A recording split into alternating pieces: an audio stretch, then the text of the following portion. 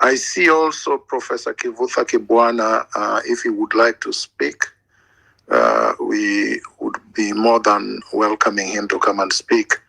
I welcome Kasmel, Makoure, and all the Gen Zs on the platform.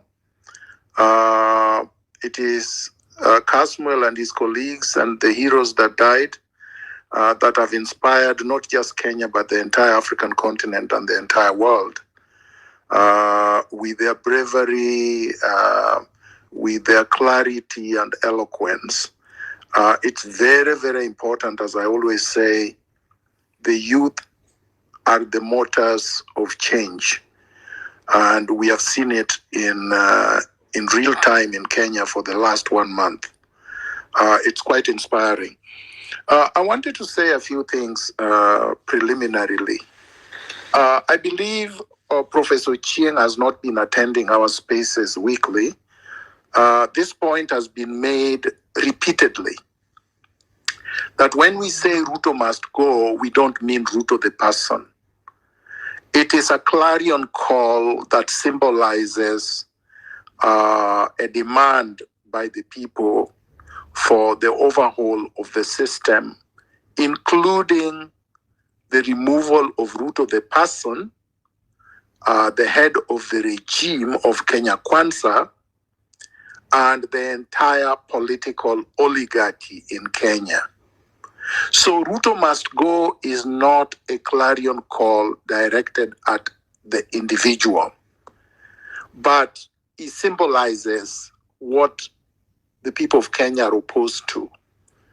The system of corruption, plunder, the system of nepotism and tribalism, the system of banditry, the system of abductions and mass murders of innocent Kenyans, the system that abrogates everyone's right and subverts the constitution, the system of lawlessness and land grabbing from the time of the flag independence in 1963 up to now. They are institutionalizing this system. That is why, actually, they have already institutionalized it. That's why when Ruto was put to a corner, it did not take long for Raila Odinga and his cohorts to come out of nowhere to start propping him up. And now they think they are fortifying well enough for him to go on rooftops and start lecturing people. I can see the arrogance that was there before June 25th has actually returned, with David Ndii and the rest going back to insulting Kenyans and the Gen Zs.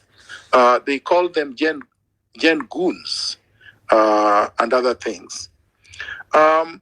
I would want us to reaffirm our commitment to this movement and to the revolutionary transformation agenda that the Gen Zs represent and have articulated.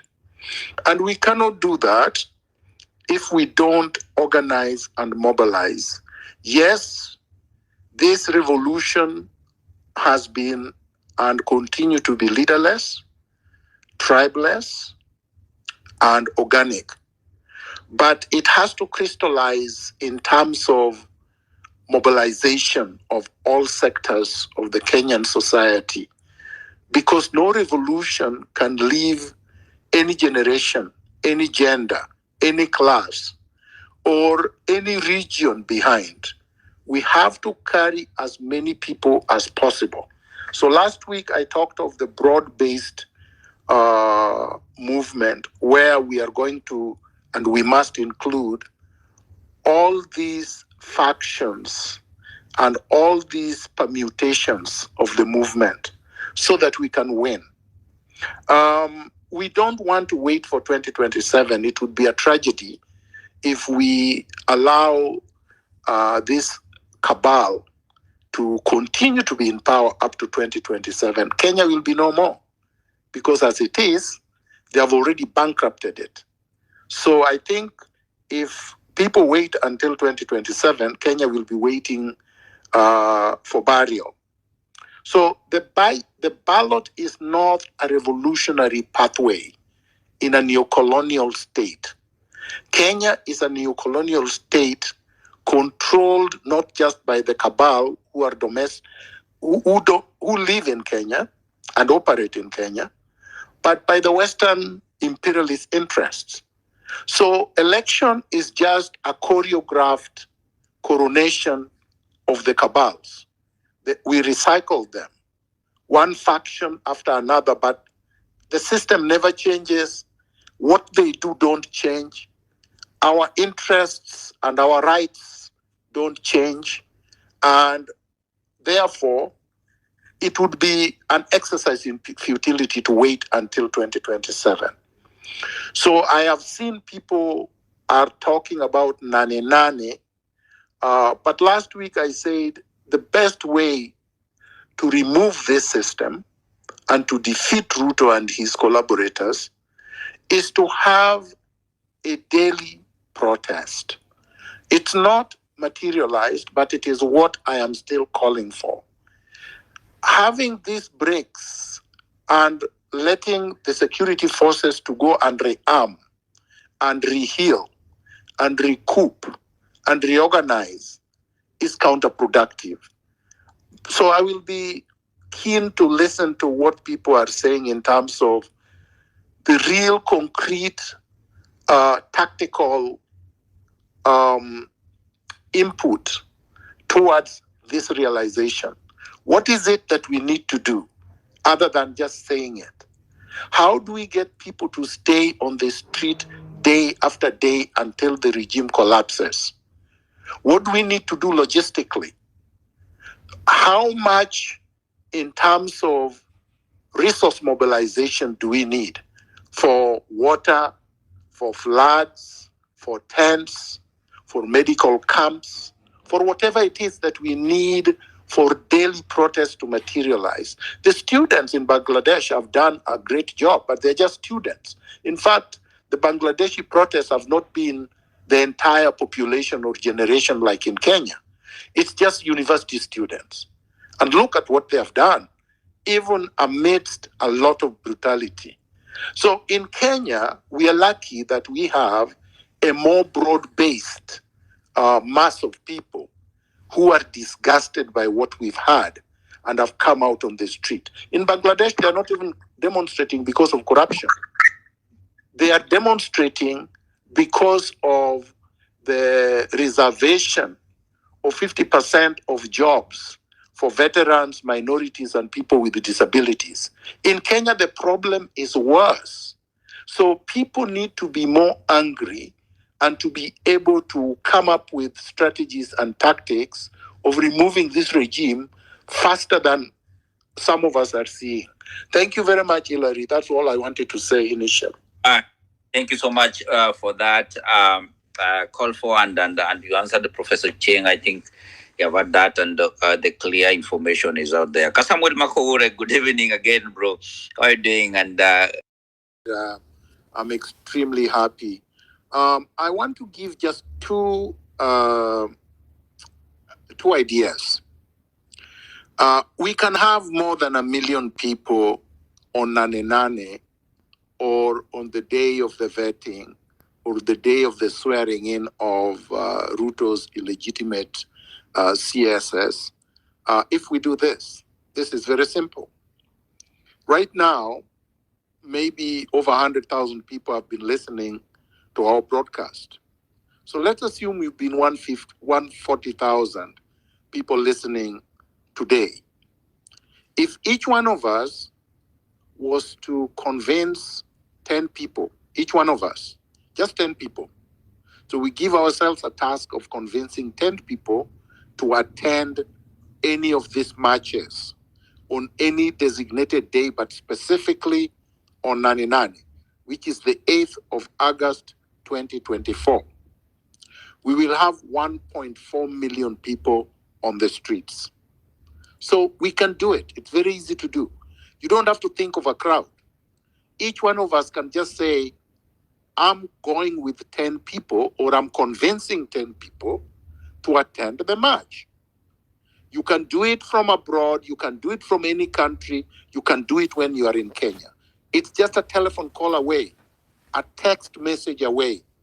You must know at least 10 people that will be able to attend if you convince them to do so. And this thing will be over. We will be able to achieve what everyone, or well, at least the regime, may be deluded into thinking we cannot achieve. The last point. Let us not get into our heads anything to suggest that the regime is strong, that the regime has strategies. This regime is bankrupt. Bankrupt intellectually, bankrupt strategically, bankrupt tactically, and bankrupt financially. They don't have ideas. If you see the people they are appointing, then you know they have no ideas. They don't get it. We have said we don't want corrupt people. Those are the people they are appointing. We have said we don't want conmanship. They are involved in conmanship. We have said we don't want a system that borrows and makes us pay odious debt. And that's where they are. We have told them not to violate the Constitution. They continue to violate the Constitution. Therefore, this regime, and Ruto specifically, are irredeemable. That should make everybody angry. Let's be angry enough to say enough is enough, finally, so that we can look back to 2024 as the great year of liberation. It's happened in different countries at different times, and we can do it in Kenya. Let's do it for the future generations. I'm proud of the Gen Zs and the millennials and the Gen Zote. Viva!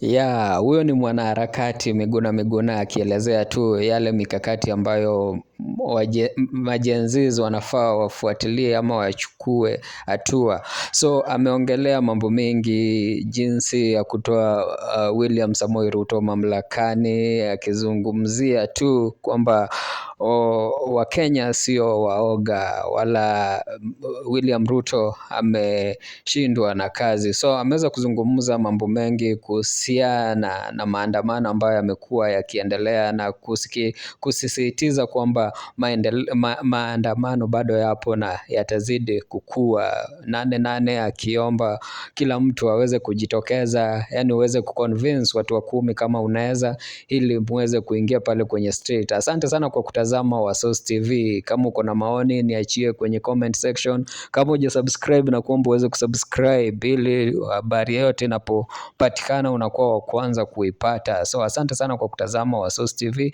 Hadi wakati mwingine, kuwa na mchana mwema, au sio?